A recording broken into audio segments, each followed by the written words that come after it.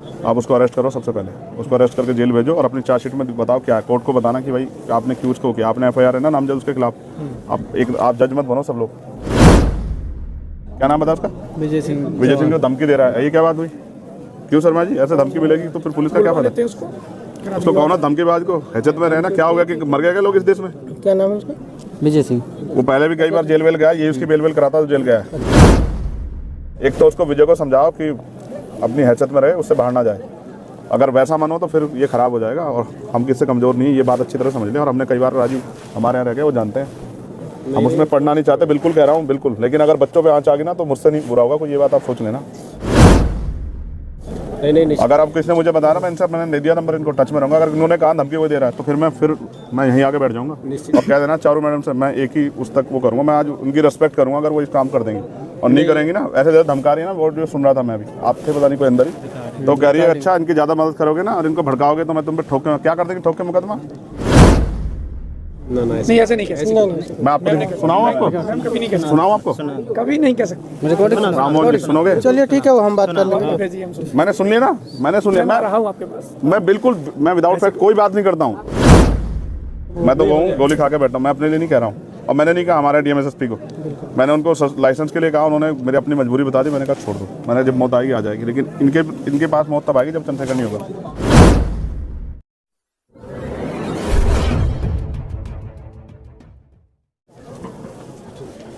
अब तो आप वो कर रहे हैं, मगर आपसे तो बात ही नहीं हो पाएगी ना, आप तो आइयो ही नहीं ना उसमें। ये तो नहीं। आप आओ पहले। मैं भी 27 को ज्वाइन किया हूँ। आपने ज्वाइन किया, मगर अब तो आप चार्ज पे है ना, आप ही मैं चार्ज देखेंगे। पे हूँ, मैं परमानेंट हूँ। इसमें इनको 3 योजना का लाभ दिलवाया जा रहा है। स्टॉप। एक तो SC/ST का आगे आज जाएगा शाम को कल बजट आया, अच्छा, तो 4,12,500। मुझसे थोड़ा पीछे को हो जा रहा है। ये देख लीजिए, ये एक सेकंड। आप कब आए यहाँ? मैं 27 को है। आप 27 में आए। 27 को। फिर भी 7 दिन के अंदर वो पैसा जमा कराना होता है, आपको पता है? हाँ, ये उसमें रूल में है। मैं आपके खिलाफ SC/ST एक्ट का मुकदमा करा सकता हूँ, आपको पता है?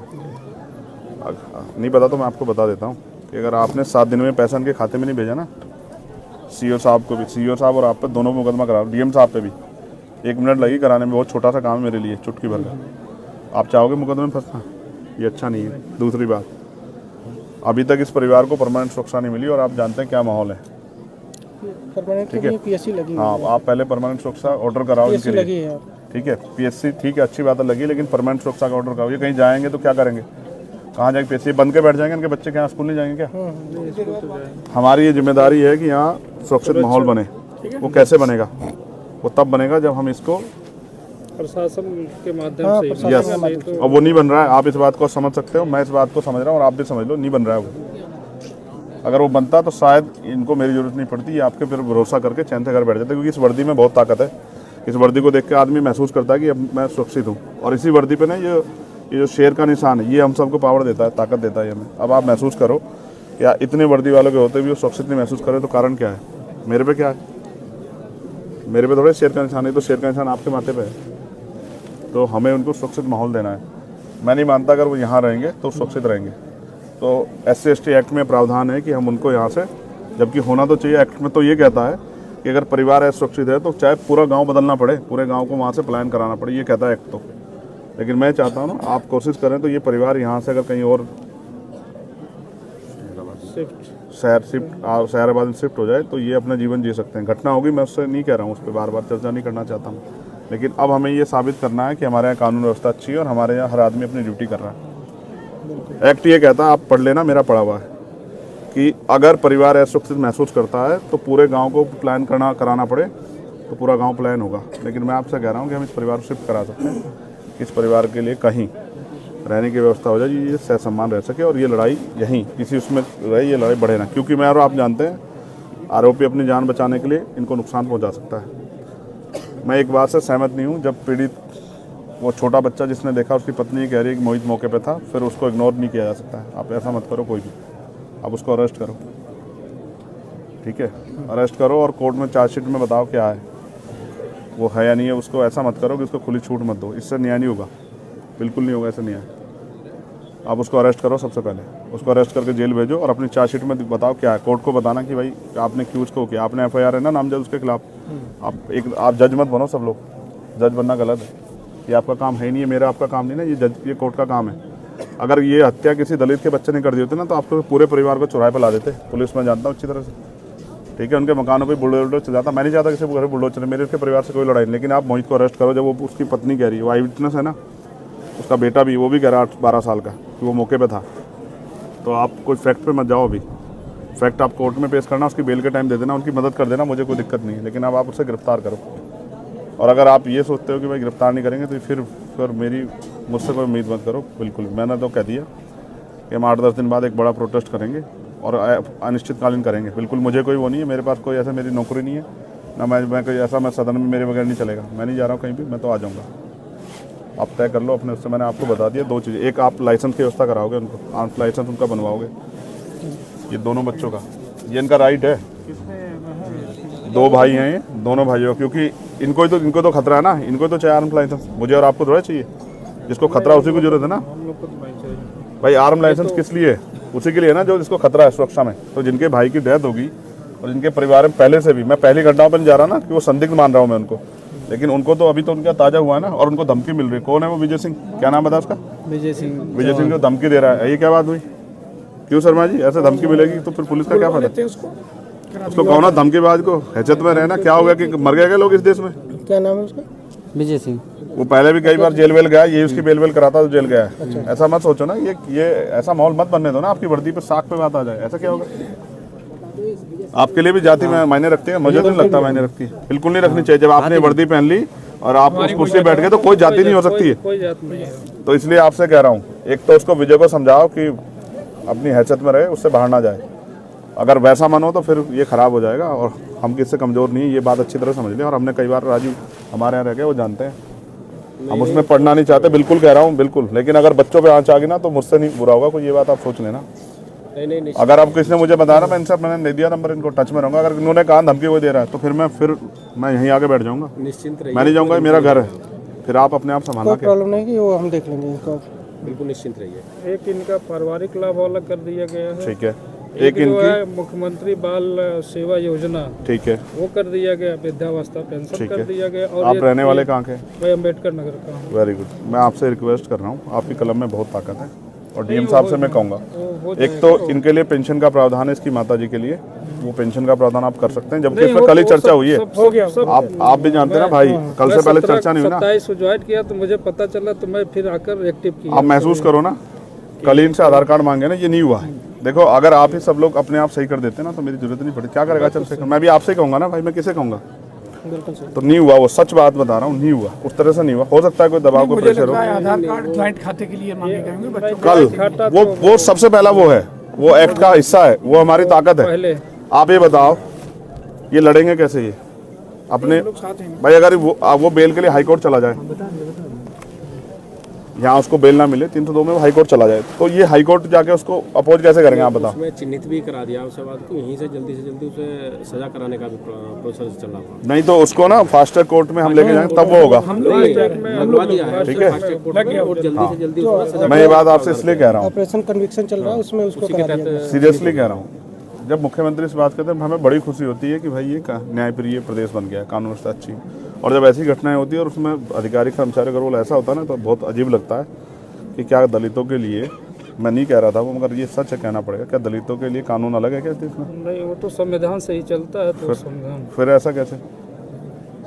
मैं तो देखता हूँ ना सब चीज़ों को, मैं, मेरे पास सारी घटनाएं आती है, मैं जाता नहीं हूँ, मैं इसलिए नहीं जाता कि इसका परमानेंट सोल्यूशन ढूंढ रहा हूँ मैं, इसका परमानेंट सोल्यूशन जाना नहीं है। तो मैंने आपसे मांग रखी, एक, मैं ये नहीं कह रहा हूँ कि आप खेती के लिए पट्टा दें, जबकि वो प्रावधान में, क्योंकि इनके पास ज़मीन है, मैंने उनसे पूछा, तो मैं उसके लिए नहीं कह रहा हूँ, मैं आपसे कह रहा हूँ, एक, इनके लिए आर्म्स लाइसेंस, दूसरा, अगर हम इनको यहाँ से शिफ्ट करा दें, ये एक्ट का पार्ट है, और अब आप पे बजट भी आप इस कर सकते हैं, ठीक है। 2, तीसरा, एक सुरक्षित माहौल उनके लिए, सुरक्षा व्यवस्था, क्योंकि बच्चे छोटे स्कूल जाए, उन पर क्या गहरा असर पड़ रहा होगा, उनका स्कूल बंद हो गया, कभी तो उनके मन में आएगा ना 2-4 दिन में कि हम स्कूल क्यों नहीं जा पा रहे, उनकी माँ क्या कहेगी कि उत्तर प्रदेश में कानून व्यवस्था ऐसी कि आप जा नहीं सकते क्योंकि मर जाओगे। ये तो आपकी साख पे सवाल खड़ा हो जाएगा। फास्ट ट्रैक कोर्ट में मुकदमा और परिवार को मुआवजा सरकार दे तो बहुत अच्छी बात है, हम तो करेंगे, हम लोग आपस में मिलकर करेंगे, हमने तय कर लिया, जितने हम बड़ी पंचायत बुलाएंगे उतने हम करेंगे। चाहे हमसे जो भी जुटे वो हम करेंगे। मैं आपको नहीं कह रहा, लेकिन आप चाहो तो कर सकते हैं। ये दुआएं देंगे सब लोग आपको कि भाई किसने हमारी मदद की। देखो बाप कुछ भी हो, चाहे मिट्टी का हो, लेकिन वो अपने बच्चों को किसी आगे हाथ नहीं फैलाने देता। वो कोशिश करता है कि वो उनकी सारी लड़ाई लड़ दे। 2 छोटे छोटे बच्चे हैं, क्या उनकी शादी कौन करेगा? जब वो उनकी शादी को समय आएगा, आप और मैं कहाँ होंगे पता है थोड़ा, और कौन जिंदा रहेगा कौन ये भी नहीं पता ना। लेकिन वो बाप था ना, वो सब कुछ कर लेता, चाहे वो कैसे करता, लेकिन वो कर लेता। लेकिन ख़त्म कर दिया ना सब कुछ। तो इसलिए आपसे कह रहा हूँ कि आप कोशिश करो कि ये सब चीज़ें हों। उनकी पेंशन की व्यवस्था, इसकी व्यवस्था पेंशन की तो हो गई, पेंशन होगी, पेंशन का हो गया, SC ST वाला ठीक है। उसमें चार्जशीट लगा के चार्जशीट में दाखिल करोगे तो उनके बाकी पैसे, ठीक है, सब एक मुश्त दे दिया। ठीक है। अब इनकी असला का लाइसेंस, ठीक है, एक इनके लिए परमानेंट सुरक्षा। और क्या बचा, किस पे चर्चा की थी मैंने, क्या कहा था तुमसे? बच्चों उसके लिए 2500 रुपए के लिए वो शिक्षा जो है तो मिलेगी, वो कर सकते हैं। मैंने एक डीएम साहब से कराई थी उनके बच्चों की। हाँ, 2 बच्चों को मिलेगा 2500 रुपये पर मंथ। हाँ है वो 2500 रुपये का प्रावधान है एक बच्चे का। 3 में से 2 का होता है वो। मैंने कराया, मेरे अच्छी तरह आगरा में एक डीएम थे, उन्होंने बहुत अच्छे डीएम थे, उन्होंने मुझसे बात की और उन्होंने करा कर दिया, ठीक है। बस अब मैं ये चाहूँगा ना, एक सबसे बड़ी जो है ना, जो साख पे सवाल आया खाकी की, वो ये है कि वो जो दूसरा आरोपी है जो मौके पे मौजूद था, जब वो कह रहे हैं, मैंने उनको कसम धर्म दे के सब कुछ पूछ लिया और मैंने ये भी कह दिया, सारे फैक्ट बता के पूछ लिया कि भाई इससे कमज़ोर हो जाएगा। तो वो कह रहे हैं वो मौके पे था, तो अब आप उसमें कोताही मत बरतो। वो ताकतवर हो सकता है, मैं समझ सकता हूँ, लेकिन ऐसा मत करो। नहीं, कानून से बड़ा ताकतवर कोई नहीं हो सकता, आप समझो, ठीक है ना। बिकरू याद है ना आप लोगों को? कानून से बड़ा फिर क्या हुआ, और अभी हुआ एक दरोगा जी को लगी ना, फिर उसको विनय वर्मा को लाके कि हम वो मौके पर वो करवाने गए थे, बरामदगी, और वहीं मौके मार दिया पुलिस ने। हम सब जानते हैं, तो हम सब देखते हैं। हम नहीं वो कर रहे ना, जो गलत कर रहा है उसके साथ गलत करो, लेकिन सही के साथ गलत हो रहा है तो फिर ये अच्छा नहीं है। तो इसलिए उसको अरेस्ट करो राजीव भाई, और कह देना चारों मैडम से मैं एक ही उस तक वो करूँगा। मैं आज उनकी रिस्पेक्ट करूँगा अगर वो इस काम कर देंगी, और नहीं करेंगी ना, ऐसे जैसे धमका रही है ना, वो जो सुन रहा था मैं अभी, आप थे पता नहीं कोई अंदर ही, तो कह रही है अच्छा इनकी ज़्यादा मदद करोगे ना और इनको भड़काओगे तो मैं तुम पे ठोके, क्या कर देंगे, ठोके मुकदमा? नहीं ऐसे नहीं कह सकते, मैं आपको सुनाऊँ, आपको कभी नहीं कह सकते, सुनाऊँ आपको, कभी नहीं कह सकते।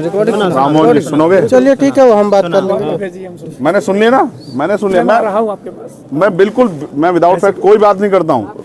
देखो जो मुझे जानता ना वो जानता, मैं बिना उसके नहीं बहस करता हूँ। मैंने वो सुनी हो, कह रही है हम करते रहे अपना काम, तुम्हें कोई बात करनी, हाँ करो, उनसे बात, उनके रिश्तेदारों को नहीं बात करने, तो क्या कर रहे हो? ऐसे होता है कानून व्यवस्था। अधिकतर तो सारी जितनी भी आपकी बातें हैं एसडीएम साहब ने बताया था, और परसों ये प्रोसेस में पूरी होगी। एक लाइसेंस वाला इनका फार्म मैं लाइसेंस और स्थापन के लिए, मैं आपको एक सीनियर अधिकारी मानते हाथ जोड़ के आपसे आग्रह करूँगा।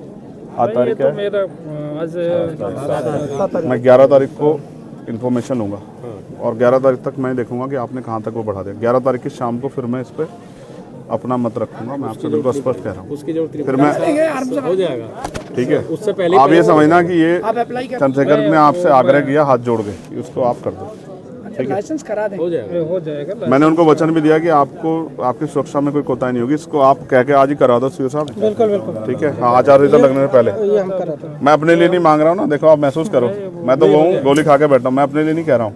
और मैंने नहीं कहा हमारे डीएमएसएसपी को, मैंने उनको लाइसेंस के लिए कहा, उन्होंने मेरी अपनी मजबूरी बता दी। मैंने कहा छोड़ दो, मैंने जब मौत आएगी आ जाएगी, लेकिन इनके पास मौत तब आएगी जब चंद्रशेखर नहीं होगा। तो ये बात आप इसमें करना, और विजय भाई साहब को बुला लेना, बड़े मजबूत आदमी हैं, उनको कहना ये उत्तर प्रदेश है और ये अब इसमें ये चलेगा नहीं जो आप कर रहे हो। धमकाना उमकाना बंद कर दें। आपने अपराध किया तो मरो ना, आप जेल जाओ, क्या वो मुसीबत है, सजा काटो ना, क्यों डर रहे हो? जब आप अपराध कर रहे हो तो फिर क्यों डर रहे हो? अपराध करते क्यों नहीं सोचा आपने फावला चलाते हुए? ठीक है, तो ये मेरा आपसे हाथ जोड़ के आग्रह है सब साथियों से कि आप इसमें मदद करा दें। ड्यूटी है, आप इसमें हम लोग की ड्यूटी है। आप उसको जल्दी से मुझे बता दो, आपको काम करके जो मैंने आपसे उम्मीद की है राजू में। आप ये हमारे यहाँ बहुत चर्चित चेहरे थे, मैं इनकी बड़ाई नहीं करता, नहीं कह रहा हूँ। इन अपराधी कांपते थे इनके नाम से, सिंघम कहते थे इनको हमारे यहाँ के पता नहीं क्या हो गया। यहाँ भी है, यहाँ भी सर सिंघम, यहाँ भी है सिंघम। दिख नहीं रहा ना मेरे आने से पहले हो जाता तो मान लेता कि भाई वही थे। ये क्षेत्र है। आप रहेंगे राममोहन जी हमारे यहाँ? मैं भोपाल में रहा हूँ, समंदा सी वाले में मेरी आपकी बहुत मुलाकात है, 2 साल लगातार भोपाल। देखो आप कितने अच्छे, देखो वहीं रह के आना हमारे यहाँ, कितना अच्छा है। यहाँ थोड़ा सा दिक्कत है। ना कोई दिक्कत कोई दिक्कत नहीं होगी, कोई दिक्कत नहीं है।